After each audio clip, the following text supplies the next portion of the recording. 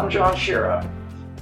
Welcome to the boardroom, and for the next few minutes I'm going to be your Chief Strategist Officer to talk about ways to drive new business, new revenue streams, and to lower attrition and keep your retention as high as you possibly can through what is called challenges. Now, you might have heard people talk about competitions, things within the facility that are driving camaraderie, competition amongst other members, and this is a method that I have taken through my lessons over the past 25-30 years working with other facilities. These could be health clubs, these could be box gyms, these could be personal training studios or med spas. So in the world we live in today, everything is about competition, being a hero, and vanity. And that's what this challenge is actually. Bring all that together so we can have fun with it. And it's not only good for your contestants, your participants, it's good for your business, and it's good for your community as well. And we'll talk about that in a minute. So the concept of a challenge is, from the business perspective, is to increase revenue or to generate new revenue and obviously sustain revenue. And how do we do that? Through, by increasing retention, we're able to obviously maintain our revenue, and then if we add new revenue streams on top of that, we increase revenue. And the great thing about a challenge is it has a very much a snowball effect, where all of the challenges that you will run obviously are going to have before and afters. Your terms and conditions of the challenge should include a release that allow you to use the before and afters in any of your marketing or promotional materials.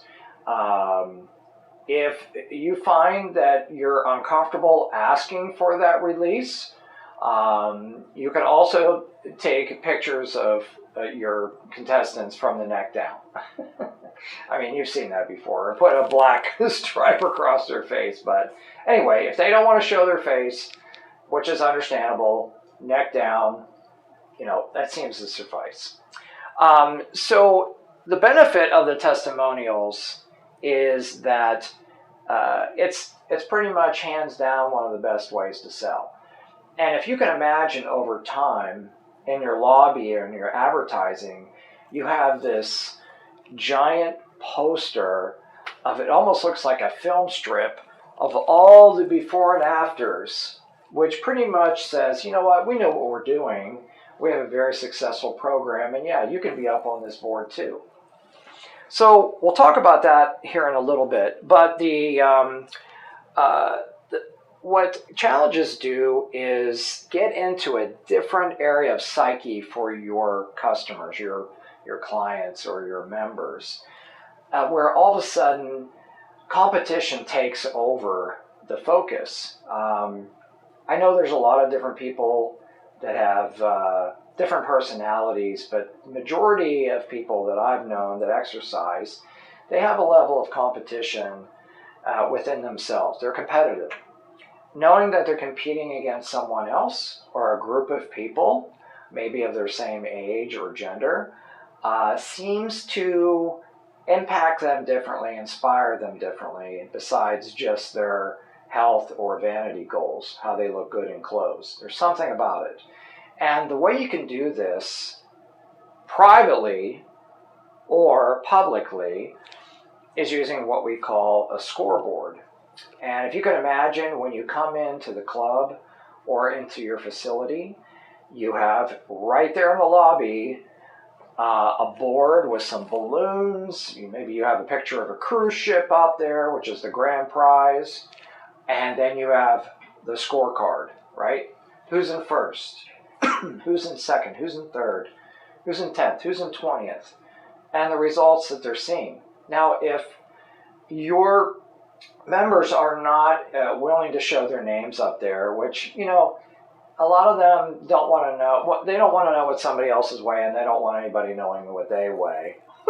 So what I would do is use competitor numbers.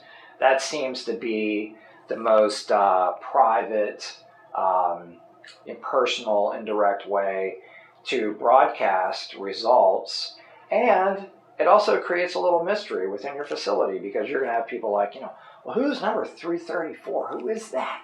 They are like right above me. Who is that? I want to know who that is. So it's kind of interesting the way it works out. But the scoreboard builds that level of competition. You can also put the scoreboard on your Facebook account. You can put it in the locker room. You can put it on your website. You can send it out in a newsletter. But this is a very interesting way of not only marketing, but driving people to get more results. And when it comes to competition, all of a sudden people take on a whole new character. Hey, I am that far away from winning.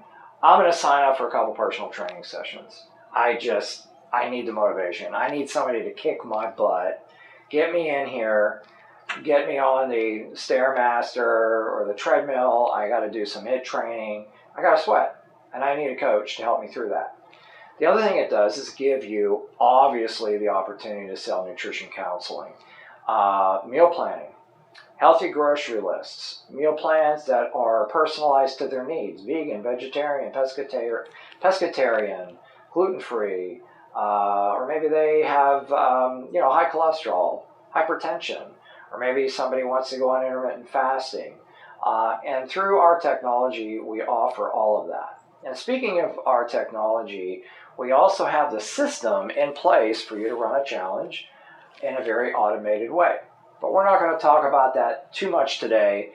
We're going to talk about how you structure and put together and start a challenge. So here's the way I would recommend that you do it.